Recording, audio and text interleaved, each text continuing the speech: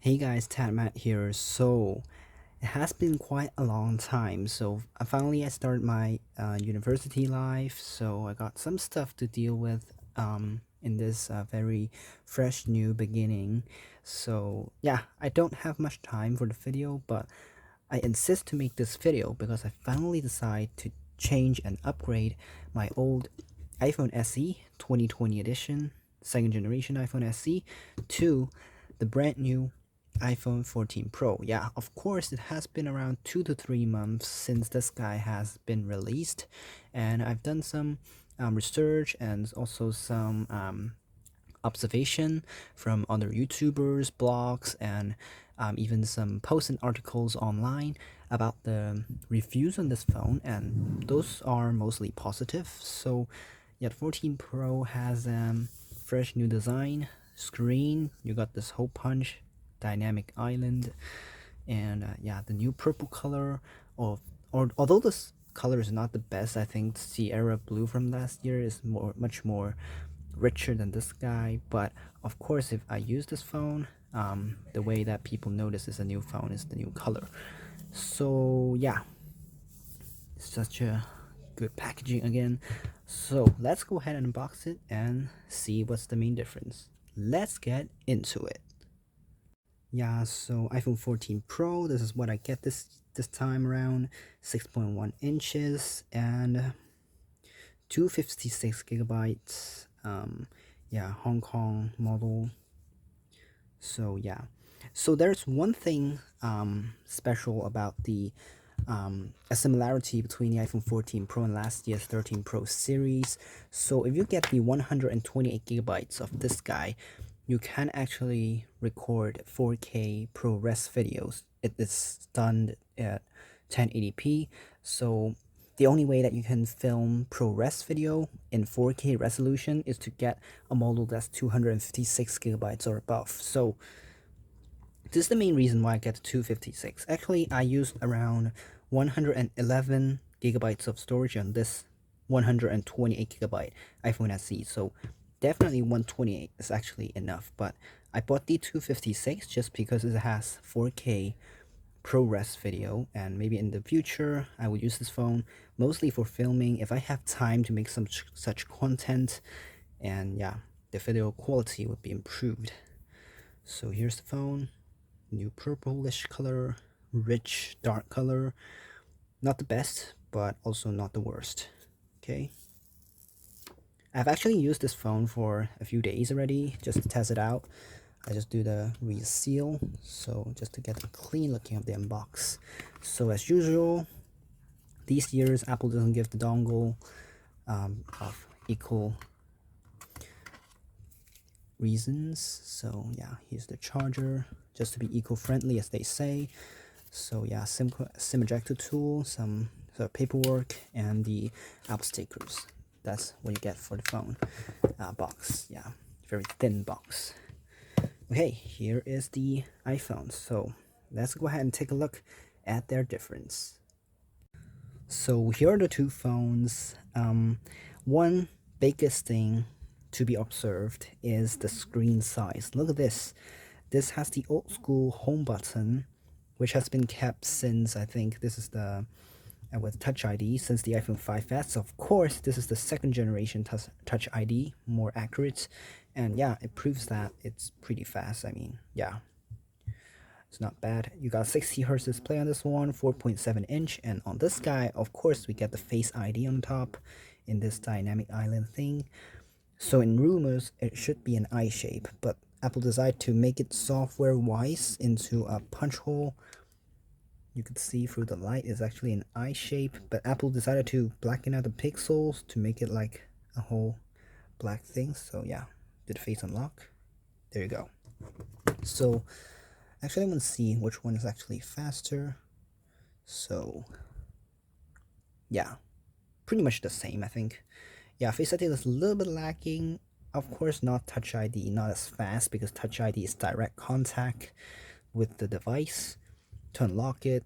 And one cool thing about the Face ID is because the pandemic is still going, almost ending, but some places is still restricted to wearing your mask. So this right now, after the software update, could scan your face even though you're wearing a mask or something's blocking your face. Of course, sunglasses and stuff doesn't really do the thing, but yeah, at least when you wear the mask, you can unlock your phone. And the second thing that I think is improved from my own experience is, of course, the battery life. This one struggles to stand the whole day of battery life. I mean, sometimes when I leave my house 8 o'clock for an event or school, and in the afternoon, around, I think around 4 to 5 p.m., this thing just drains battery, like just a few percent left, less than 10%. It's so hard for this thing to live the whole day if you're hard user using it for texting, even some sort of social media. There's no way this thing could hold the whole day of use. But I think smartphones nowadays is a very efficient tool day-to-day life, and it should be something that could hold a whole day of battery life. With the iPhone 14 Pro, I just tested, so I charged this phone last night at around 12 a.m.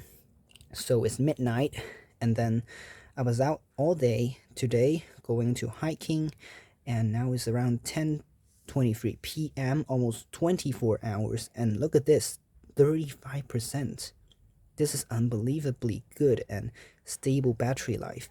And given the fact that this phone, even if it opens the battery life, it struggles to bypass 5 o'clock of all the use. But this thing, even though if it doesn't open the battery, low battery mode, it still holds a whole day of life. I mean, crazy. Yeah, and the Face ID, of course, is super accurate.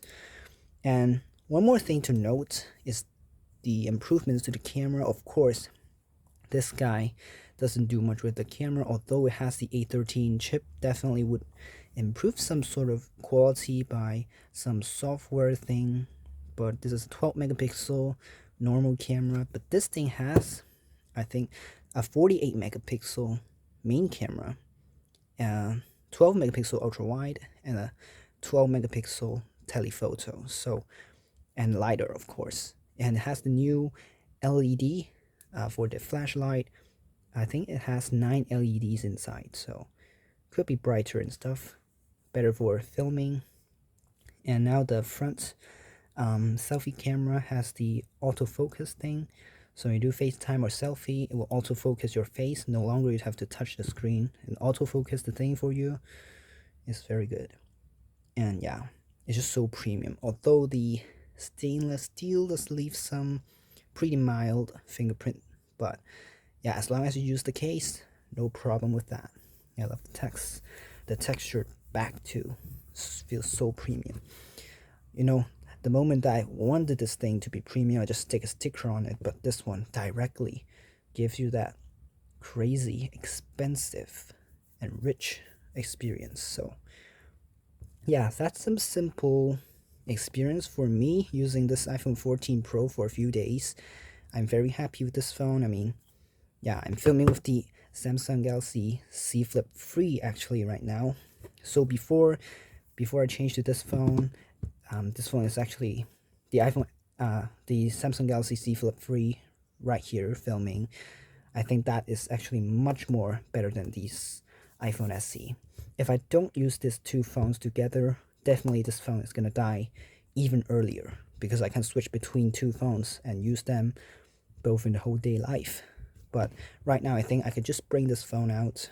Of course, the Samsung Galaxy Z Flip 3 is also a fantastic phone. It folds in half, but in a lot of perspectives, camera, battery life, display wise, this is the better choice. So yeah, here are some of my thoughts on the iPhone 14 Pro. So yeah, I hope you guys like this video, and if some guys are struggling whether to upgrade or not, if you are also using an iPhone SE, this is released in 2022, so my advice is, if you're using one of these phones, iPhone SE or below, like the iPhone 11 Pro, 11 series or below, you can actually think of an upgrade to this guy.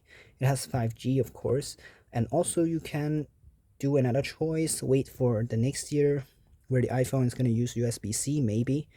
So yeah, just think about it and do your own choice. So yeah, that is it for a simple video. Thanks for watching, guys. Stay tuned for videos. Make sure you subscribe, like to the videos, and of course follow my Instagram if you have time. And yeah, I will keep update on my Instagram and YouTube. Peace out.